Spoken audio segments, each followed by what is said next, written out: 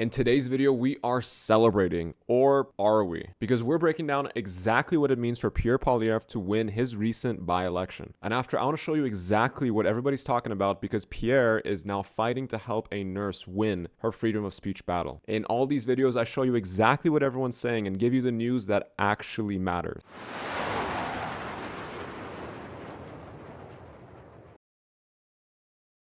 Well, Pierre Poilievre is heading back to Ottawa as a Conservative member of Parliament for Alberta. Poilievre will represent the riding of Battle River Crowfoot after winning more than 80% of the vote in a by-election last night. The next runner-up was an independent candidate who received about 10% of the vote. Poilievre spent weeks this summer meeting constituents, going to events and stopping by local businesses, also known as campaigning. The Conservative leader lost his long-held Ottawa area riding of Carleton to the Liberals in the spring. When Parliament resumes on September the 15th, Poilievre will then square off with Prime Minister Mark Carney in the House of Commons for the first time.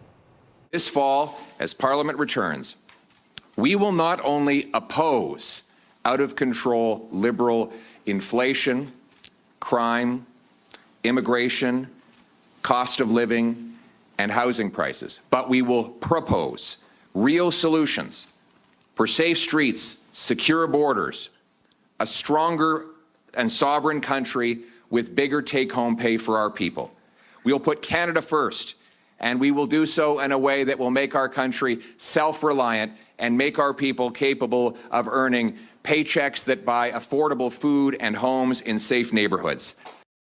And Poilievre is also set to face a leadership review in January. With Pierre winning the by-election, he can now officially return to Parliament to lead the opposition, because ultimately he is now officially building his platform to directly challenge Mark Carney, as well as the entire Liberal establishment that has gripped this nation for the past. In a very surprising way, Mark Carney and premiers like Danielle Smith have actually applauded Pierre Poilievre winning his by-election. But do you know who didn't mention a single thing? Premier of Ontario, Doug Ford. This lack of celebration, or just a simple congratulations, shows a deepening divide between the federal Conservatives as well as the Ontario PC party. And if I was you, I would keep a very, very watchful eye on this, because as Pierre grows in popularity, we're going to see some very surprising things come out from the Ontario PCs. By winning in the Battle River Crowfoot riding, which is a very on-the-nose name for what Canada is going through right now, Pierre has now found a brand new stage of legitimacy where he can begin to push his widely popular view for Canada. But this time, things have clearly changed, because in his first speech after winning, this was his main driving point. Let's take a look.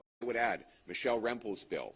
She's announcing she's bringing in a bill saying that immigration status should not be used by judges to reduce the sentences of convicted criminals.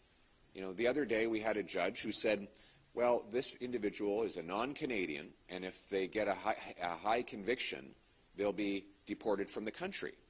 Well, that's what we want.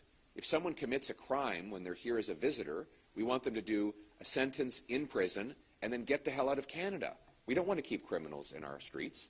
We don't want to invite criminals to our country. Every single criminal who visits our country and is a non-Canadian should be quickly deported from our country. The Liberals, under Mark Carney, have lost track of 600 convicted criminals who are wandering our streets, committing even more crime. These are not even Canadian citizens.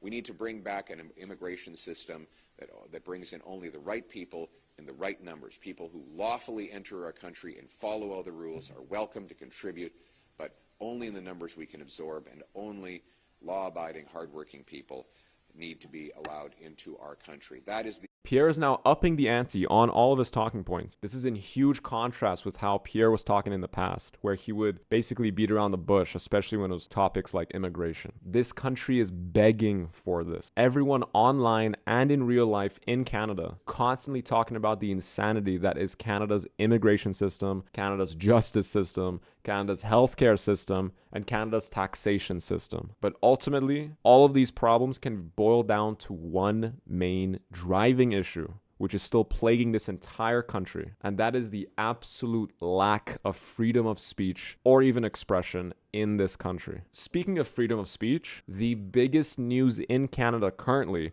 is being swept under the rug by every single mainstream media outlet that you know. Because a BC nurse has just been fined almost $100,000 for comments, not even actions, comments about the transgender community. On the 15th of August, a BC nurse was suspended and fined by an apparently all-powerful disciplinary panel, where they said that the nurses, and I quote, discriminatory and derogatory statements about the transgender people is considered a hate crime. Amy Hamm was ordered to pay the BC College of Nurses and Midwives the $100,000 fine within just 2 years. And with traditional Canadian bureaucratic fashion, the college is directly silencing Amy because of comments that she made over 4 years ago, as these comments were apparently designed to elicit fear, contempt, and outrage against members of the transgender community. Amy Hamm isn't an ordinary nurse. She has been in healthcare for over 13 years and is a nurse educator with deep ties to media outlets like National Post and other organizations, making her the perfect candidate to either become a champion or a martyr for the freedom of speech battle that is currently raging in Canada. And this story ties perfectly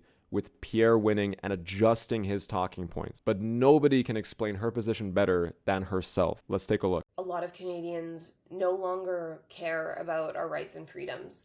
And I've spoken about this before. When I started getting involved in this issue, it was because I was worried about women's sex-based rights. And then at a certain point, I realized that sort of the underlying and greater issue was free speech. In response to this national scandal, Pierre has come out swinging, talking about how the BC College of Nurses is conducting authoritarian censorship against Amy Hamm in a recent super viral tweet, seen by over 2.3 million people so far. And this has only been 2 days. So over 5% of this country has already seen this one tweet, where he says, a nurse with a spotless track record gets fined and suspended for pointing out there are two genders, and for praising world-renowned author and women's rights advocate J.K. Rowling. Authoritarian censorship. We must restore free speech and free thinking in a free country, which he's absolutely right. The foundation and the bedrock of any true free and powerful society is free speech. And all the issues we're seeing regarding immigration, regarding the lack of justice, regarding our straight up exploitative taxation system, all these problems stem from the lack of free speech that's found in Canada. Now, many online commentators being on the side of Amy Hamm, you have the typical loonies like Rachel Gilmore, who claim that Pierre should be disqualified for fighting for a Canadian citizen's right to express themselves, calling it transphobia and should be disqualifying from a politician. How can former advocates for trans rights like Michelle Rempel abide by this from their leader? And if you ever want to learn and see how popular somebody's post is, don't really look at the look at how many comments there are. Sure, there's a bunch of likes, but there's 1,000 comments all talking against Rachel Gilmore's position. And on top of this, we also have activist leaders who are saying that it's a dangerous precedent for Pierre to fight for someone's right to expression because nursing is a regulated profession. Because this person says, I think it's a dangerous precedent for a federal party leader to politicize the workings of a regulated profession. Regulatory bodies are integral to trust. Being a part of a regulated profession comes with responsibilities Amy Hamm was unable to which doesn't really make sense because she has a absolutely spotless track record as being a nurse and healthcare practitioner for over 13 years without any issues, and she is also a nursing educator, which is a rank that is not given to every nurse. And this activist leader also comments and says, but none of that matters to Pierre Poilievre. He just wants a dishonest narrative meant to fan the flames of fear and anger. This is a talking point that many on the left love to use. They love to paint Pierre Poilievre as just some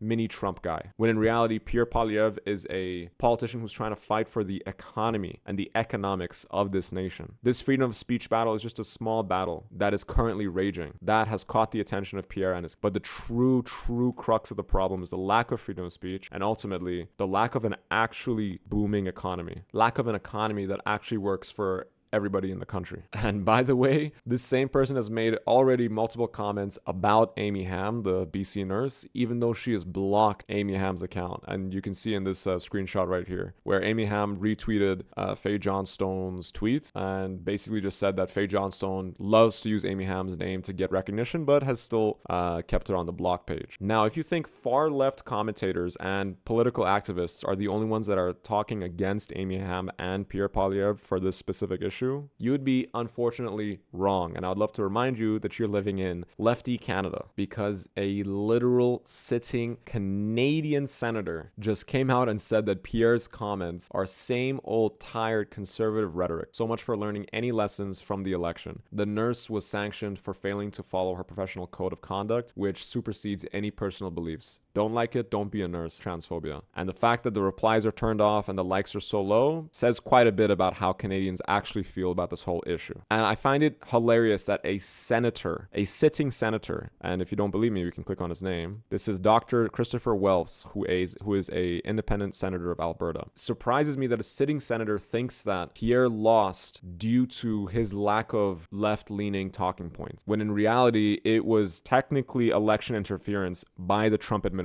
Because left or right doesn't matter. Once you piss off Canadians and their national identity, they're all going to lean towards one side that they view is the most anti-Trump. Whether that view is incorrect or correct is not important, because that's the reality of the situation. And the problem of this senator's comments is not the comment itself. Who is making the comment? Because a comment from a senator shows that this idea of far leftism is so deeply baked and entrenched within Canadian political and economic institutions that bringing Canada to the center, or even trying to remove this ideology, is going to take a lot more than just one election. Because a landslide conservative victory from Pierre can do lots to circumvent this. But again, it would require so much effort to try to bring Canada back to the center and back towards common sense. This story isn't only about freedom of expression or authoritarian censorship, but it's also about a brand new Pierre, who in the past seemed to have advisors that would pressure him against speaking in a way that Canadians actually feel, especially about topics, immigration topics, the tax issue topics, freedom of expression. All of these topics are in top of mind for every single serious Canadian in this country. And trust me, there is a lot serious Canadians in this country. But that's not all, because this new Pierre is a different breed altogether, which I'm going to do a deep dive on and which you need to know. So subscribe so you can follow for the next one.